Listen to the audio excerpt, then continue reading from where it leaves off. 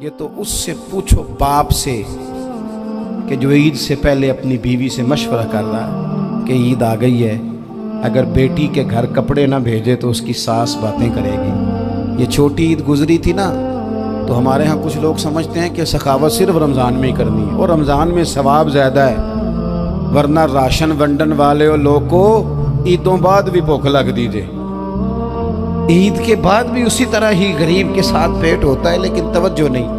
ایک تو ذوق علم پیدا کریں۔ ہم نے اس عید پہ کوشش کرنی ہے کہ ہماری گلی میں، ہمارے محلے میں، ہمارے دائیں بائیں تھوڑا سفر کریں، بچوں کو دیکھیں، سرکاری سکول سے نکلتے بچوں کو دیکھیں، مساجد مدارس سے نکلتے بچوں کو دیکھیں۔ ہم نہ ایک ایک دو دو کا ساتھ دیں۔ یہ جتنی سیاسی جماعتیں کام کر رہی ہیں، جن کی حکومت تھی، جن کی ہے، پتہ نہیں کل کس کی آئے گی، میں تو ذاتی طور پر ان سے پورا مایوس ہوں۔ مجھے تو نہیں لگتا کہ جتنے لوگ آج تک حکومت کر چکے ہیں، بار بار آتے ہیں یا پچھلی حکومت گئی ہے، ان کے پاس کوئی پلان ہی نہیں ہے۔ یہ تو بیچارے ایک دوسرے کی ٹانگیں کھینچنے کے علاوہ نہ کچھ کر سکے ہیں، نہ امید ہے کچھ کریں گے۔ لیکن غریب کی تکلیف بڑھ گئی ہے۔ میرے پاس بیسیوں لوگ آتے ہیں، آتے تو وہ دعا کا کہنے ہیں، آتے تو صرف یہ بتانے ہیں کہ اس مشکل میں ہوں، دعا کرنا۔ لیکن دوستو، لوگوں کی باتیں سن کے بڑی تکلیف ہوتی ہے۔ ہم کیا کسی کی مدد کر سکتے ہیں؟ ہمارے لیے تو مدارس چلانے مشکل ہیں، لیکن لوگ اذیت کا شکار ہیں۔ ذہنی کرب کے نیچے لوگ آ گئے، اتنی بڑی اذیتیں کھڑی کر دی گئی ہیں۔ تھوڑا تھوڑا دیکھو، 2 کا کھانا 3 بھی تو کھا ہی سکتے ہیں نا، 3 کا کھانا 4 بھی تو کھا ہی سکتے ہیں نا۔ میرے محبوب نے ہمیں یہ نہیں کہا تھا زیادہ گوشت پکانا، بلکہ رسول پاک نے تو رنگ ہی بڑا سادہ دیا ہے۔ کریم نے فرمایا، عائشہ شوربہ ذرا زیادہ کر لو، پڑوسیوں کو بھی سالن دے دیں گے، تھوڑا شوربہ زیادہ کر لو، اسی کو بڑھا لو، تھوڑا شوربہ بڑھا لیں، تھوڑا تھوڑا ایک دوسرے کی مدد کریں، دست شفقت رکھیں۔ گلیوں میں سنسان لوگ، اب تو لوگ ایک دوسرے سے دکھ بھی نہیں کہتے، وہ کہتے ہیں دینا کسی نے ہے کچھ نہیں، اور تماشا الگ سے بن جائے گا۔ دوستو، ہم نے خود ایک دوسرے کا ہاتھ بٹانا ہے۔ جو لوگ صاحب ثروت ہیں، دیکھو ایک ہی باپ کی اولاد ہوتی ہے، ایک کو اللہ بڑا نواز دیتا ہے، 2-3 کمزور رہ جاتے ہیں، اس کو چاہیے وہ دوسروں پہ دست شفقت رکھے۔ ایک گلی میں سارے لوگ ایک ہی قبیلے کے، ایک ہی علاقے کے، ایک آگے نکل گیا ہے، اسے چاہیے وہ دوسروں کا خیال کرے۔ عزیز بھائیوں، ہم نے اس کمر توڑ مہنگائی کے دور میں، تقریر تو میں کر رہا ہوں، یہ کسی اور نے کیسے شروع کر دی؟ جمعوں میں، محفلوں میں کانوں کے ذائقے کے لیے نہ آئیں، اس لیے آئیں کہ میرے علم میں، میرے عمل میں یہ کوئی اضافے کی بات بنے گی، میں کوئی نصیحت حاصل کروں گا تو میرے دل کا زنگ اترے گا۔ ہمارے ہاں یہاں لوگ مزے کے لیے آتے ہیں، اور آج کل لوگ فوٹو کے لیے آتے ہیں۔ ان 2 کاموں سے نکل کر خالص اصلاح کی نیت سے علم کا شوق، ہمارے ہاں تیزی سے ایک حرکت کی گئی، علماء کا وقار خراب کیا گیا اور لوگوں کو دینی علوم سے دور کیا گیا، اور اس میں بعض بیچارے واعظین اور خطباء نے بھی کردار ادا کیا، جب جعلی پیر کی تعریفیں کھول کے کی، اور اسے پتہ نہیں کہاں تک۔ یہ اسٹیج ہوتے ہیں نا، ان میں کوئی بندہ اچھا لگے بھی تو اس کے لیے دعا کرنی چاہیے، تعریفیں نہیں کرنی چاہیے۔ تعریفیں اس کا کوئی فائدہ نہیں ہے، اس بندے کو تو دعا کا فائدہ ہے۔ اگر آپ کو اچھا لگ رہا ہے تو اسے دعا دیں، اس سے زیادہ کچھ نہیں کریں۔ اور ہمارے ہاں جناب وہ نقیب محفل بیچارے کی شامت آ جاتی ہے اگر تعریفیں تھوڑی کرے تو، کہتے ہیں انہوں تو نام ہی نہیں لینا ہوں، اور بھائی اس کے نام لینے سے آپ کا قد اونچا ہوتا ہے۔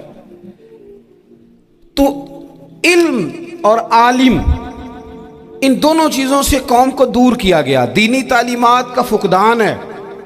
جو میٹرک تک لوگ 60-70 کتابیں پڑھ جاتے ہیں، انہیں بھی قرآن پاک ٹھیک سے نہیں پڑھنا آتا، دور کیا گیا۔ آپ مجھے بتائیے، چلیں ایک مسجد ہی آپ دیکھ لیں، اس مسجد کے اندر اگر ایک طرف ایک عالم دین مشکات شریف کھول کے بیٹھے ہوں، حدیث پاک کا درس ہو رہا ہے، یا بہار شریعت کھول کے بیٹھے ہیں، فقہی مسائل بیان کیے، اور اسی مسجد میں ایک بابا جی جبہ پہن کے تگڑا سا بڑی سی پگڑی باندھ کے اور 500 دانے والی تسبیح لے کے بیٹھے ہیں، اب ایک بندہ اندر آتا ہے تو وہ کدھر جائے گا؟ عالم کی طرف کہ بابا جی کی طرف؟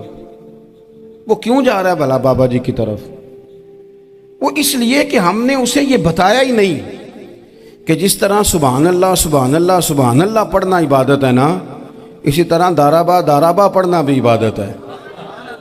उसे हमने बताया नहीं कि जब तक इल्म के रास्ते में रहना भी इबादत है। जब तक उसे ये समझ नहीं ना आएगी कि जिस तरह वज़ाइफ की किताब पढ़ना इबादत है, इसी तरह मिशकात शरीफ पढ़ना भी इबादत है।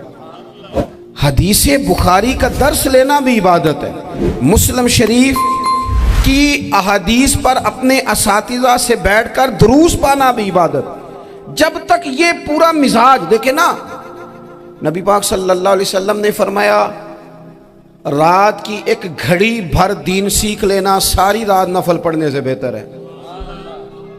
अब हमें समझना चाहिए कि किताब पढ़ के भी बंदा रब रसूल तक पहुंच सकता है। किताब व सुन्नत रास्ता आसान करते हैं, लेकिन हमारे यहाँ क्या मिजाज दिया गया है, बाबा जी के पास चलो ज़रूर जाएं, बाबा जी अगर नेक हैं तो मना कोई नहीं कर रहा, लेकिन जो सोच हमें हुजूर ने दी है हमने उसी की सोच के मुताबिक अपने मामलात को तरतीब देना है ना। अब एक बात मैंने आपसे पूछी और आपने कहा कौम सारी बाबा जी की तरफ जाएगी। हदीस पाक किस तरह है, अल्लाह के महबूब मस्जिद शरीफ में तशरीफ़ लाए, दोनों जानिब लोगों के हलके बने हुए हैं, लोग बैठे हुए हैं। एक हलके में लोग अल्लाह की याद कर रहे हैं, जिक्र हो रहा है।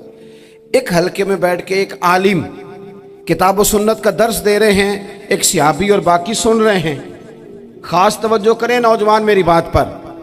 रसूल करीम सल्लल्लाहु अलैहि वसल्लम दोनों के बीच खड़े हो गए और करीम ने फरमाया दोनों महफिलें खैर की हैं, दोनों ही हलके खैर के हैं। और फिर हुजूर फरमाने लगे मुझे चूंकि रब ने उस्ताद बना के भेजा है, मैं चूंकि मुअल्लिम बन के आया हूँ, यतलु अलैकुम आयातिना व युज़क्कीकुम, मैं चूंकि किताब व सुन्नत की तालीम के लिए आया हूँ। ये लफ्ज़ कहते कहते हुजूर उस जमात में बैठ गए जो दीन पढ़ और पढ़ा रही थी। हुजूर वहाँ बैठे जहाँ बात दीन की हो रही, जहाँ लोगों को अल्लाह रसूल की बात बताई जा रही। तो जुमे में वक्त पे आएँ, अपनी दीनी मालूमात मजबूत करें और अपने लिए मजबूत करें। मैं आपको बड़े दर्द से ये बात अर्ज करता हूँ, अगर दिन में 100 लोग मसला पूछते हैं ना शरीयत का, तो उनमें 95 लोग वो होते हैं जो तलाक का मसला पूछते हैं। वालिद साहब ने, बेटी के वालिद साहब ने 2 महीने पहले ऑर्डर दिया होता है फर्नीचर का।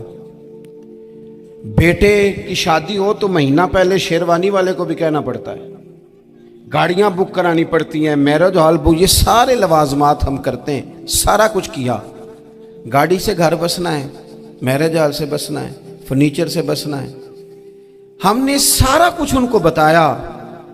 लेकिन काश 2 घंटे बच्ची किसी मुअल्लिमा के पास जाती, बच्चा किसी उस्ताद के पास जाता, निकाह तलाक के मसले भी सीखते। मैं दावे से कहता हूं अगर हमें पता चल जाए कि 3 तलाकें इकट्ठी नहीं देनी चाहिए, क्योंकि दे दें तो हो जाती हैं, अगर हमें समझ आ जाए कि नहीं देनी चाहिए, ये मसला बयान हो, और ये वाले मसले हम महफिलों में भी नहीं बयान कर सकते, इसलिए कि लोग कहेंगे मसला तो वो बयान करेंगे जिस पे नारे लगेंगे। आप कौम को ये क्या बता रहे हैं, ये तो छोटा आलिम बताता है माज़अल्लाह इस तरह की बातें, तो बड़ी बड़ी को नुक्ते की बात बताएं। और जिस तरह हमारे यहाँ वो 1 घंटा पहले नहीं कहते तगड़े हो जो मैं जुमला देने लगा, वो पता नहीं जुमला आ रहा है कि एटम बम आ रहा है। बच्चों को देखें, बहुत सारे माँ बाप के पास गुंजाइश नहीं होती, लेकिन इस नीयत से कि बच्चों के दिल टूट जाएंगे, ईद पे कैसे गुजारा करेंगे, मुश्किल से भी कपड़े ख़रीद के देते। इस तरह हम अपने बच्चों को भूख से, प्यास से, मायूसी से बचाते हैं। इस तरह हमारे रब ने हमारे ज़िम्मे लगाया है कि तुम अपने बच्चों को कोशिश करो दोज़ख की आग से बचाओ।